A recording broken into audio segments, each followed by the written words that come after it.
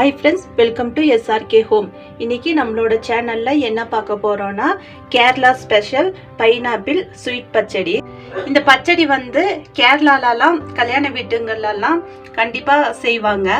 நம்மளும் எப்பொழுதுமே ஒரே மாதிரி தயிர் பச்சடியே செய்யாம ஏதாவது ஃபங்க்ஷன் டைம்ல இந்த மாதிரி டிஃப்ரெண்டா பைனாப்பிள் பச்சடி செஞ்சு பாருங்க. டேஸ்ட் ரொம்ப சூப்பரா இருக்கும். ஓகே ஃப்ரெண்ட்ஸ், இப்போ இந்த டேஸ்டியான பைனாப்பிள் ஸ்வீட் பச்சடியை எப்படி செய்யுதுன்னு சொல்லிட்டு வாங்க வீடியோக்குள்ள போய் பார்க்கலாம்.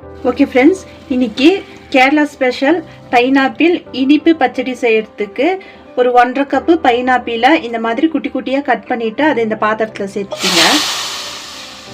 அடுத்து இதில் 1 கப் அளவு தண்ணி சேர்த்திக்கலாம்.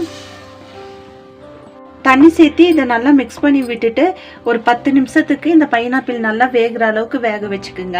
இந்த பைனாப்பிள் இனிப்பு பச்சடி பண்ணுறதுக்கு பைனாப்பிள் வந்து நல்லா பழமாக இருக்கணும். பழமாக இருந்துச்சுனாக்கா 1 கப்பு தண்ணி ஊற்றி இந்த மாதிரி வேக வச்சுக்கோங்க. காயாக இருந்துச்சுனாக்கா குக்கரில் வேக வச்சுக்கோங்க. இந்த பைனாப்பிள் வேகக்குள்ளாரிய இதில் ஒரு 1/4 ஸ்பூன் மஞ்சத்தூள், 1/2 ஸ்பூன் மிளகாய்த்தூள், நான் வந்து காஷ்மீரி மிளகாத்தூள் சேர்த்திருக்கேன். இந்த மிளகாத்தூள் எதுக்குனாக்கா இந்த பைனாப்பிள் வந்து கொஞ்சம் லைட் ஆரஞ்சு கலராக வரும். அதுக்காக காஷ்மீரி மிளகாத்தூள் இல்லைனாக்கா நீங்கள் ஸ்கிப் பண்ணிக்கோங்க.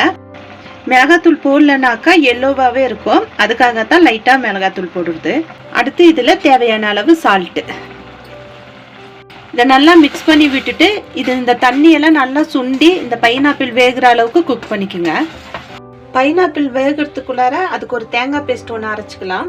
அதுக்கு ஒரு 1/2 கப்பு தேங்காய் துருவல், ஒரு 3 பச்சை மிளகாய், 1/2 ஸ்பூன் கடுகு, 1/2 ஸ்பூன் ஜீரகம், கொஞ்சமாக தண்ணி விட்டு இது ஒரு பேஸ்ட்டாக அரைச்சிட்டு வந்துடலாம்.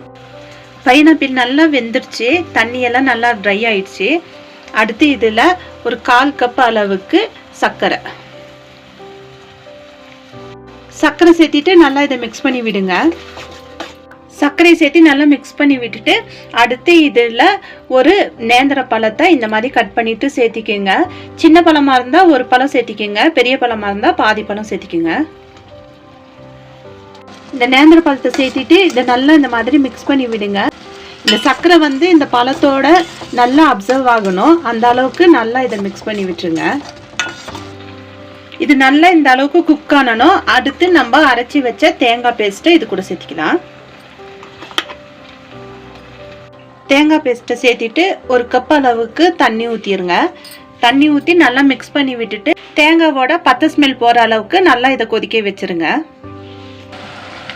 ஓகே ஃப்ரெண்ட்ஸ், இது நல்லா இந்த அளவுக்கு கொதிச்சணும். இப்போ கேஸ் ஆஃப் பண்ணிடலாம். கேஸ் ஆஃப் பண்ணிவிட்டு 1 கப்பு தயிரை இந்த மாதிரி பீட் பண்ணிட்டு இது கூட சேர்த்திக்கோங்க. கேஸ் ஆன்ல வச்சுட்டு தயிர் சேர்த்தக்கூடாது, திரிஞ்சிரும். தயிர் சேர்த்திட்டு நல்லா மிக்ஸ் பண்ணி விட்டுருங்க.